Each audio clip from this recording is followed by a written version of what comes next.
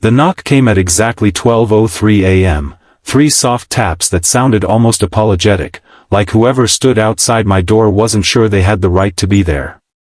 At first, I thought I imagined it.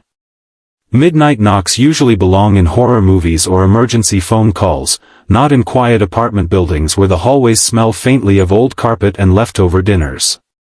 Then it came again. 3 taps. Softer this time. When I opened the door, my neighbor stood there under the dim hallway light, shaking like someone who had just stepped out of a storm. And the first thing she said was, I don't want to go back home tonight. Before we continue, take a moment to like this video, subscribe to the channel, and share it with someone who still believes that kindness and second chances can change lives. And if you believe even small acts of compassion matter in this world, let me know in the comments below. I didn't know her well. Her name was Lily, and she lived in the apartment across the hall. We had exchanged maybe 4 or 5 conversations in the entire year I had lived there.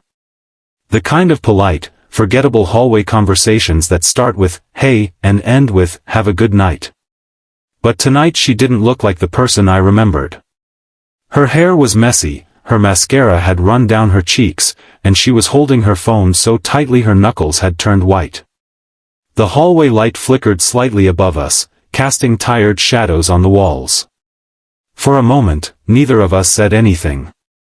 The building was completely silent. Finally, I stepped aside and told her she could come in. She hesitated, as if crossing the threshold meant admitting something she wasn't ready to say out loud. But eventually she walked in slowly, like someone entering a place they weren't sure they deserved to be. My apartment wasn't anything special. A small living room, a couch that had seen better days, and a kitchen that still smelled faintly like the frozen pizza I'd burned earlier that evening. But Lily sat down on the couch like it was the safest place in the world. And then she started crying. Not the quiet kind of crying people try to hide. The kind that breaks out of someone after they've been holding it in for far too long. I didn't ask questions right away. Sometimes people don't need answers first. Sometimes they just need silence. So I poured her a glass of water and placed it on the coffee table. She didn't touch it. Instead, she kept staring at the floor. Minutes passed. The clock on the wall ticked loudly, each second stretching longer than the last. Eventually she wiped her eyes with the sleeve of her sweater and took a shaky breath. Her voice was barely louder than a whisper when she finally spoke again. She said she had been sitting in her car outside the building for nearly an hour before she worked up the courage to knock. And the reason she couldn't go home tonight was because home wasn't safe anymore. The words landed heavily in the quiet room. I didn't ask for details. I didn't need them. Some truths are written plainly on a person's face. She looked exhausted in a way that sleep alone could never fix. Her hands trembled slightly as she wrapped them around the glass of water. She told me she had moved into the apartment only a few months ago with someone she thought she loved. Someone who promised her stability, comfort, a future. But promises are easy things to make when people want something. And much harder to keep. The relationship had started with small arguments. Harmless disagreements about bills or chores or who forgot to buy groceries. But slowly those arguments had changed. They became louder. Harsher. More personal. Until one day she realized the person she had trusted most had become someone she barely recognized. And tonight had been the moment everything finally broke. She didn't go into detail about what happened in that apartment across the hall. But she didn't need to. The way she flinched when footsteps echoed in the hallway outside said enough. The way she kept glancing nervously toward the door said everything else. For the next hour we sat there talking quietly about nothing in particular. Movies. Work. Random childhood memories. The kind of harmless conversations people use to slowly guide themselves back from the edge of something painful. Little by little, Lily began to relax. Her shoulders lowered. Her breathing steadied. And for the first time since she knocked on my door, she managed a small smile. She admitted she almost didn't come. She said she had been sitting in her car trying to decide whether asking for help would make her look weak. But eventually she realized something important. Sometimes strength isn't about handling everything alone. Sometimes strength is just knocking on the right door. By 2 a.m., the tension in the room had softened. I gave her a blanket and told her she could sleep on the couch for as long as she needed. She thanked me more times than necessary. And before she fell asleep, she said something that stayed with me long after the apartment grew quiet again. She said that tonight could have gone very differently if someone hadn't opened the door. The next morning the sun pushed gently through the curtains, filling the living room with soft golden light. Lily was already awake. She was sitting by the window holding a cup of coffee I hadn't realized she had made. She looked different in the daylight. Still tired. Still fragile. But stronger somehow.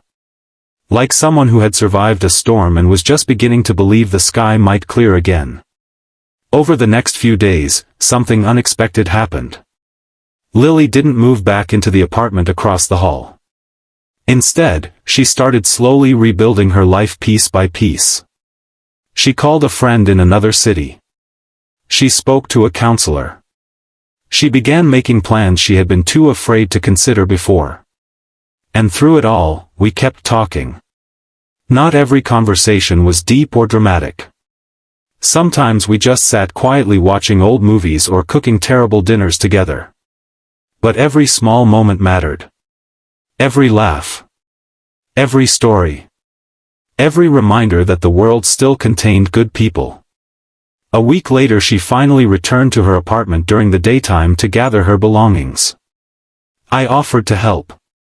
When we opened the door, the air inside felt heavy, like the walls themselves remembered every argument that had happened there. But Lily didn't cry this time. She walked through each room calmly, collecting her things with quiet determination. By the time we carried the last box downstairs, something had clearly changed in her. Fear had been replaced with resolve. And before she left that building for good, she turned to me with tears in her eyes, not the same tears from that midnight knock, but something softer. Gratitude. She said that night had reminded her something she had almost forgotten. That there are still people in the world willing to help without asking for anything in return. Before we reach the ending, I have a small request for you. If you're watching this right now, comment the word kindness below. It helps more people discover stories like this and reminds others that compassion still exists in the world. A month later, Lily sent me a message. She had moved to a new city. Started a new job. And for the first time in a long while, she felt safe again.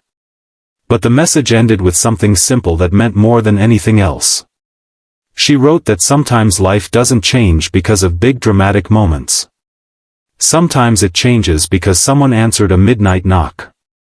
And before this story ends, if it touched your heart even a little, please take a moment to like the video, share it with someone who might need a reminder about kindness, and subscribe to the channel for more stories like this. Because the truth is, most people will never know how powerful a small act of compassion can be. Sometimes it's just opening a door. Sometimes it's letting someone sit on your couch and cry. And sometimes, it's giving a stranger the courage to start their life again.